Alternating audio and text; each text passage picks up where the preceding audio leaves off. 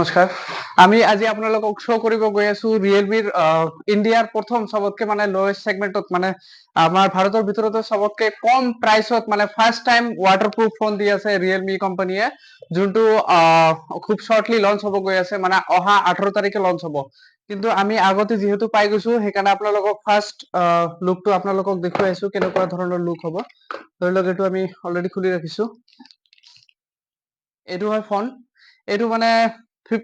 দুটা ভেৰিয়েন্টত এভেইলেবল থাকিব এটা হ'ব আপোনাৰ 15000ৰ যোনটো 6GB RAM থাকিব আৰু এটা হ'ব আপোনাৰ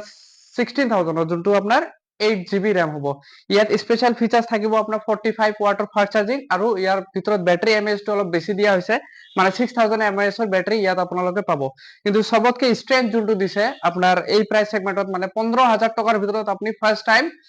ৱাটাৰপ্ৰুফ ফোন পাই আছে মানে আপোনালোকে যদি বিলিভ নকৰে আমি ৱাটাৰ বাউল অলৰেডি লগত ৰাখিছো এইটো চাই লওক আমি এৰি দিছো পানীত একো নহব মোটামুটি ধৰি লওক আমি শিওৰ যে IP69 ৰ ৰেটিং দি আছে যেহেতু IP69 ৰেটিং মানে ধৰি লওক কমপ্লিটলি ৱাটাৰপ্ৰুফে হয় এইটো আপোনাৰ স্প্লেশ টাচো সিস্টেম আছে সাপোজিংলি যদি সাপোজ আপোনাৰ মোবাইলত